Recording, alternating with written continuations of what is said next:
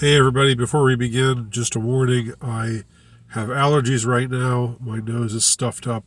I remember that in a video I recorded in the past, there were people saying, "Ew, you sound so gross," because your nose is all stuffed up. I can't stand the way your voice sounds because your nose is stuffed up.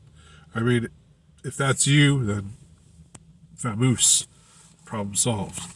For the rest of you, thanks for sticking around. I want to talk about a question of what is a dissident? What makes for a dissident in contemporary times in the West? What got me interested in this is the fact that academic agent, by the way, who I really didn't know about.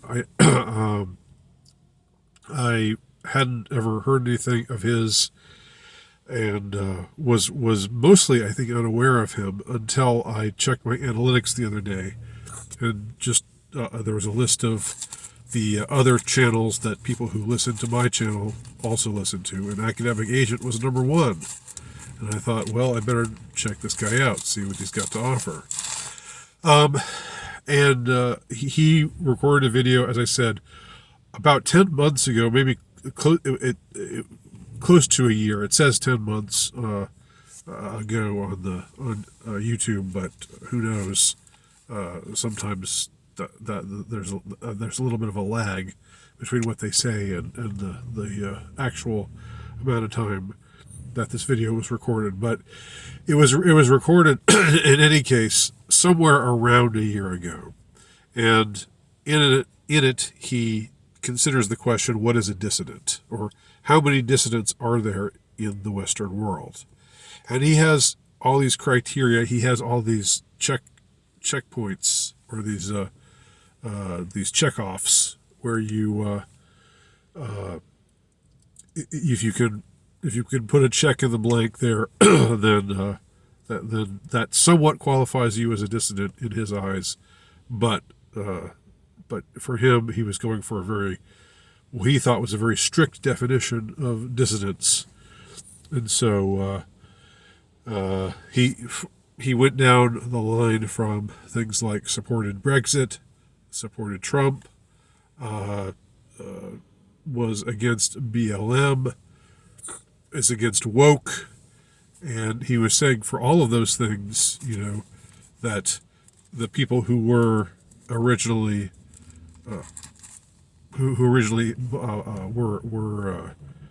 could check those boxes, that maybe in the beginning it was a sign of dissidence, but eventually all those things sort of got mitigated or mainstreamed one way or another, and so now they're not really a sign of dissidence, because he talked about a lot of people who were, just sort of contemporary center-right types who would fall into all of those categories today. But when he got around to the Baj, and I'm just going to call it the Baj, even though on his channel he calls it exactly what it is, and this was 10 months ago, and nothing's happened to his channel. And I'm glad nothing has happened to his channel. I'm glad that he's able to have freedom of speech over there. But it's somewhat of a mystery to me, because if I'm ever in any way explicit about anything related to that subject, YouTube pretty much can be relied on to strike my white ass. So I don't know what the deal is there, especially because Academic Agent has tons and tons and tons of more subscribers than I do, and a higher view count than me. So why would YouTube feel the need to punch down, as it were, to someone like me who has a much lower view count, a much lower subscriber count? The only explanation that I have is that I have been targeted in some way or another. I am a TI, targeted individual, because again, bigger YouTube channels get away with things that I just can't get away with. But I'm just going to call it the Baj, just to be on the safe side. And for those of you who haven't heard my terminology yet, by Baj, I mean that word backwards. So just think of Baj, B-A-J, and then spell it backwards. That's what I'm talking about. So for academic agent, for him resisting the Baj, that was a big thing. That was a huge thing. If you successfully said no to the Baj, in spite of it being there being intense pressure on you to get it, if you turned it down for this long, and this was 10 months ago at least, maybe closer to a year ago, so I would say it applies even more so now. Then he says you are a bona fide dissident.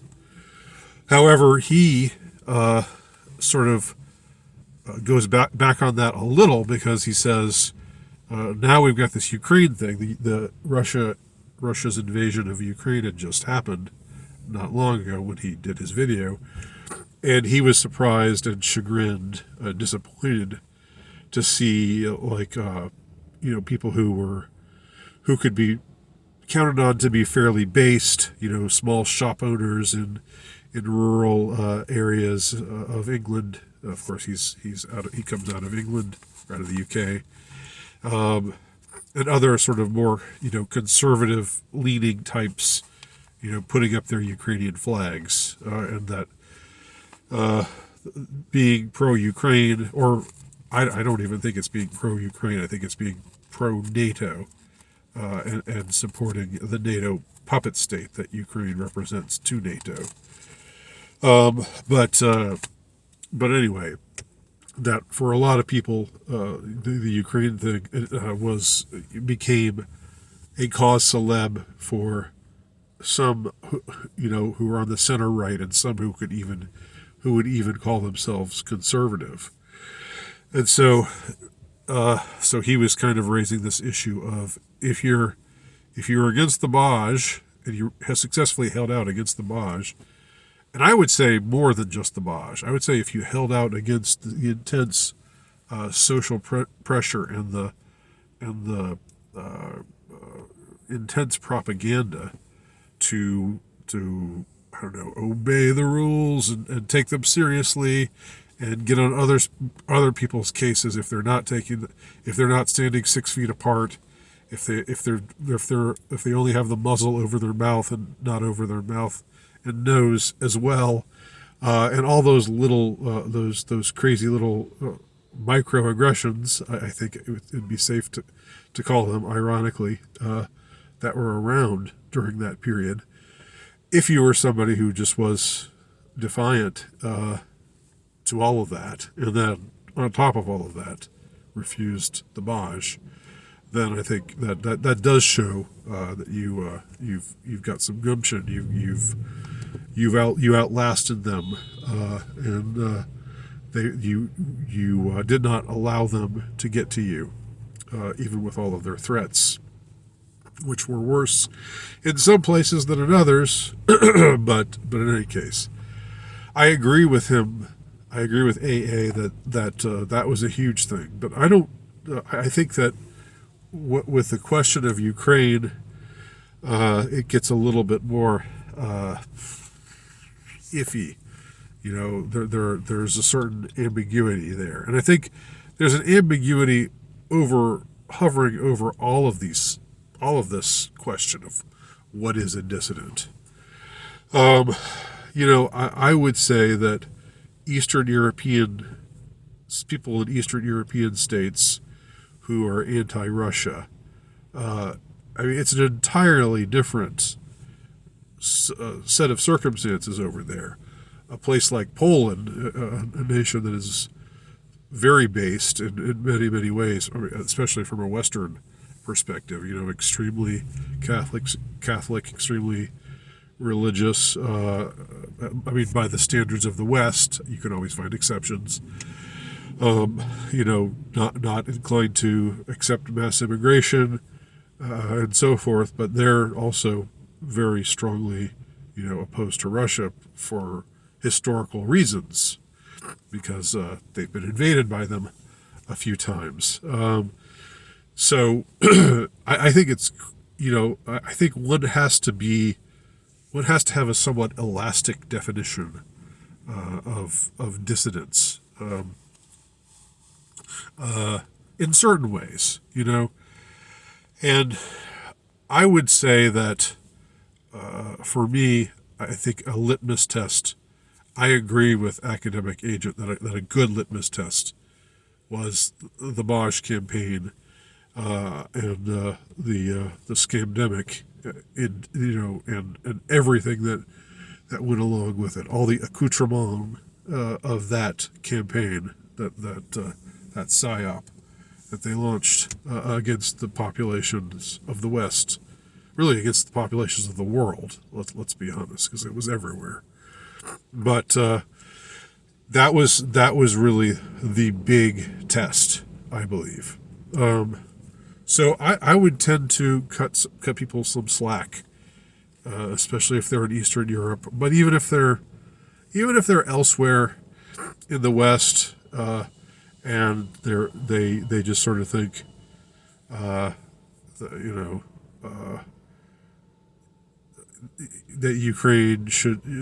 Ukraine's a small country that's getting picked on, getting kicked around by a bigger country like Russia. They haven't really thought it through. They don't know about the prehistory. They don't know about NATO and the agitation that was done during the Maidan years. They don't know about NATO massing at the border and trying to encircle Russia and all of those kinds of things, and how the war didn't really start in February of 2022, but had been sort of going on in a smaller scale sort of way for years prior to that. They don't know about the Minsk Accords. They don't know about they don't know about the Donbass and the Crimea, and how the people there are mostly Russian and want to be with Russia and ally themselves with Russia. They don't know about those things. They don't think about those things. Well, okay, I'm still, I think that the Baj is still a much more immediate sign of their right thinking, of their dissident mindset, their willingness to be defiant against social norms that are truly baleful and ought to be resisted. And I still think that